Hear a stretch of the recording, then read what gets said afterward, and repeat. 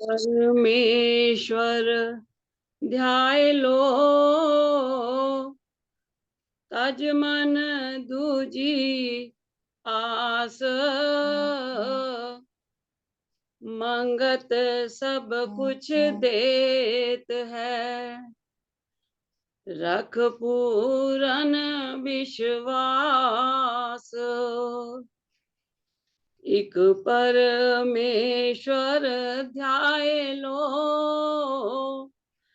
दूजी तज मन आस,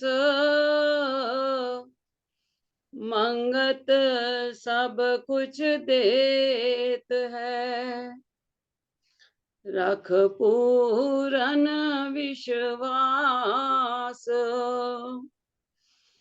मन को राखे नाम में, और सिमरती त्याग,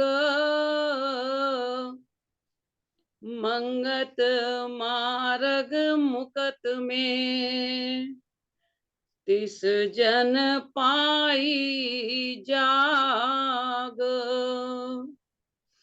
मन को राखे नाम में, और सिमरती त्याग,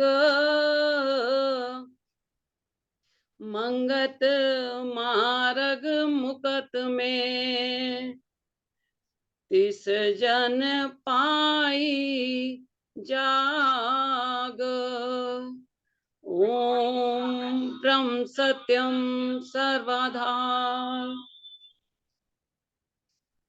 आज मैं आपके समक्ष जीवन गाथा भाग 2 से भोग वासना पर महाराज जी ने एक सत उपदेश अमृत दिया है, आज्ञा हुई है, उसे आपके सामने प्रस्तुत करने का प्रयास करूंगी।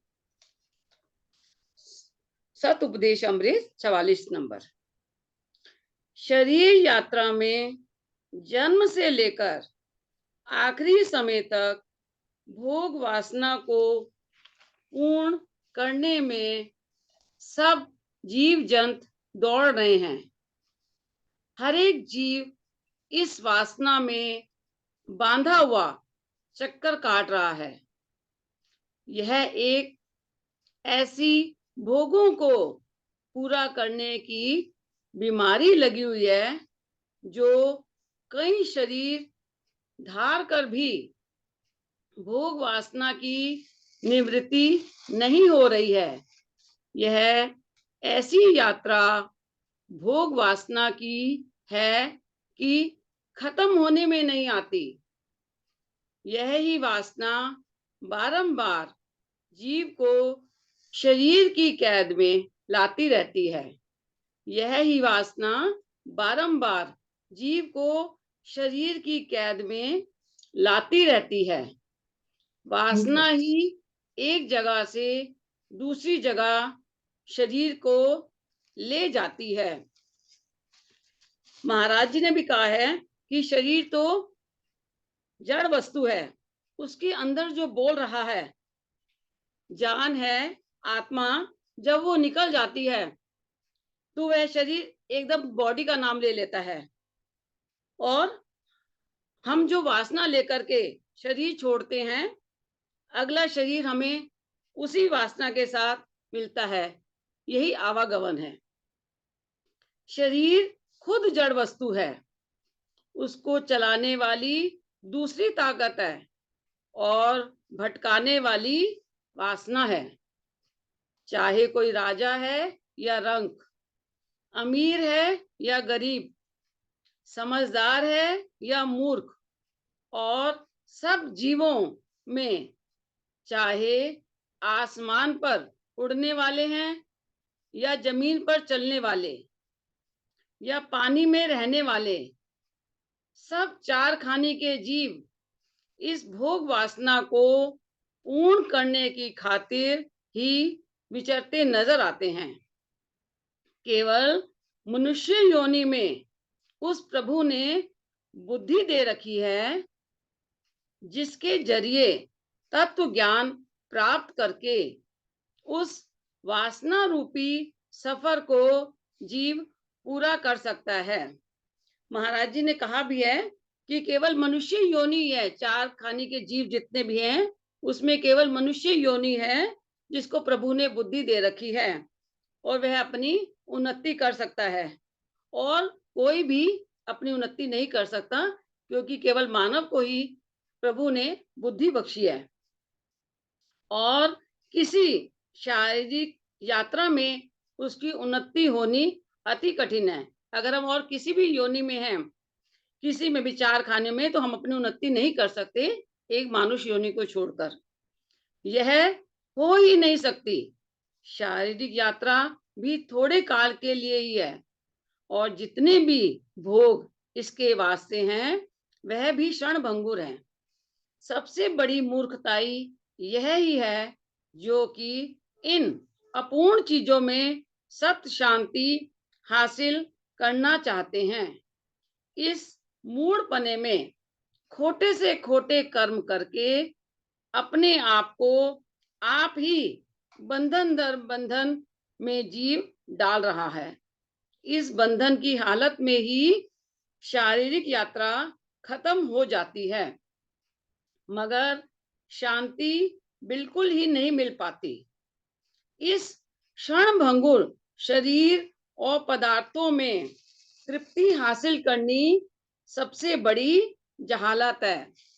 जैसे कि हमारे महाराज जी ने भी हमको बता रखा है कि जब तक तू अपने कल्याण के बारे में स्वयं सोचेगा, समझेगा, मानेगा और चलेगा नहीं, तब तक अगर साक्षात ब्रह्मा भी क्यों ना आ जाए, तेरा कुछ नहीं बना सकते। यह शरीर अपूर्ण है, इसके भोग अपूर्ण हैं तथा यह संसार अपूर्ण है। इस अपूर्ण शरीर और अपूर्ण संसार में पूर्णताई की तलाश करना महज मूर्खता है। यह बात तू आज समझ ले, 10 साल बाद समझ ले या फिर 4 जन्म बाद समझ लेना, आखिरकार यह ही समझना पड़ेगा। क्यों अपने सफर को लंबा करता है? उठ जाग जा और अपने अपने कल्याण के मार्ग पर आगे बढ़ चल। महाराज जी ने हमको ये चेतावनी पहले ही दे दी है। भाग्य से सद्बुद्धि जागृत हो जाए, जिस करके आत्म संबंधी विचार पैदा हो जावे और संसार की असारता और शरीर की क्षण भंगुरता का पता लग जाए, जिससे तमाम खेद नाश हो सकता है। ऐसा सत्य यत्न हासिल हो जाए जिससे बुद्धि प्रकाश को प्राप्त होकर अच्छी तरह जितने भी शारीरिक भोग हैं इनको दुख रूप समझने लग जाए और जो भी कर्म दिन रात में हो रहे हैं सबको बंधन स्वरूप जानती हुई केवल आत्म तत्व को ही खेद से रहित नित्य आनंद स्वरूप निष्कर्म पवित्र शांत स्वरूप जानने लगे। ऐसी स्वतंत्र होकर बुद्धि यथार्थ मार्ग पर चलकर निर्भय सुख को प्राप्त कर लेती है। जब तक शारीरिक भोगों से उपरस होकर बुद्धि आत्म आनंद को अनुभव नहीं करती, तब तक कर्म की वासना दग्ध नहीं होती, मतलब खत्म नहीं होती। जिस समय आत्मपरायण होकर बुद्धि अंतर्विखे दृढ़ होती है, उस समय परम पवित्रता को प्राप्त होकर सत्पुरुषों के मार्ग पर चलने वाली बनती है। जितने भी शारीरिक भोग हैं उनकी वासना बुद्धि को मलिन करने वाली है।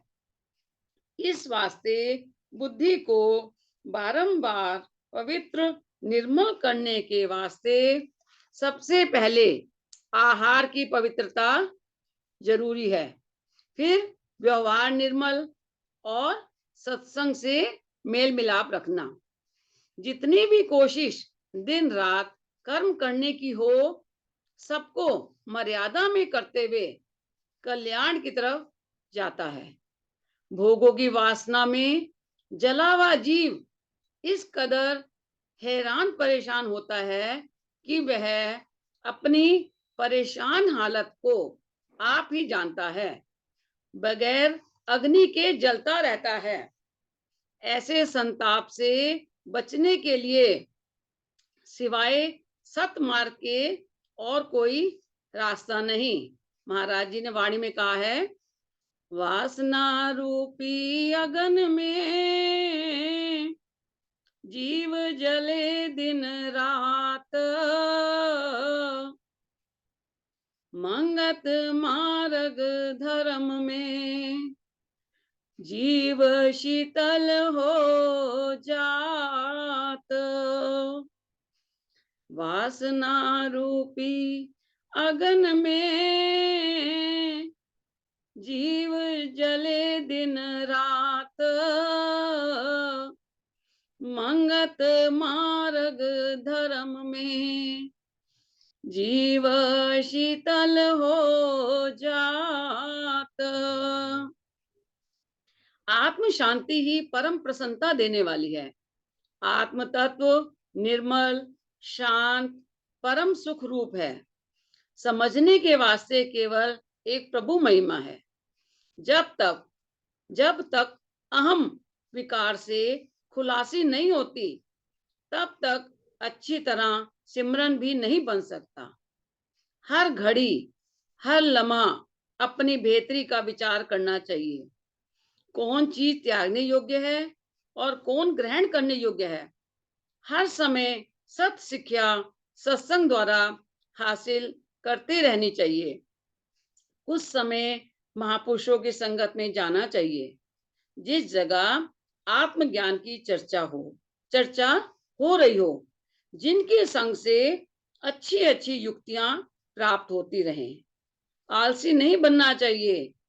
जिस तरह संसार के कामों को होशियारी से करते हो, जिनका नतीजा सिवाय राग द्वेष के और कुछ नहीं होता, अगर इसी तरह सत्पुरुषार्थ में समय दिया जाए तो सफलता पास ही है।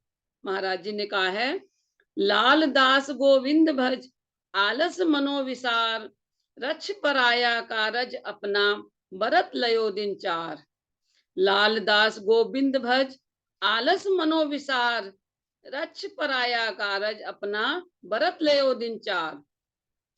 इस 4 रोज शारीरिक यात्रा में परम लाभ आत्म तत्व की अनुभवता है। नित्य संगवासी जीवन शक्ति सहायक हो रही है। अज्ञानता से समझता है मैं शरीर रूप हूं, शरीर ना रहने वाली वस्तु है। आत्मा नित्य, अद्वैत, निराकार, अजन्मा है। ईश्वर सबको सद्बुद्धि बख्शे। शारीरिक यात्रा को सफल करके संसार से चले। इधर आज तरन तारण का सफर भी इनका पूरा हो चुका है। आगे की ईश्वर जाने, और हाथ जोड़ दिए। फिर महाराज जी ने वैराग्य के शब्द पढ़े गए। क्या भरोसा देखा पल में होए वंजोग, घड़ी सुलखनी जानिए, जो सत शब्द संजोग। क्या भरोसा देखा पल में होए वंजोग, घड़ी सुलखनी जानिए, जो सत शब्द संजोग। ओम ब्रह्म सत्यम सर्वदा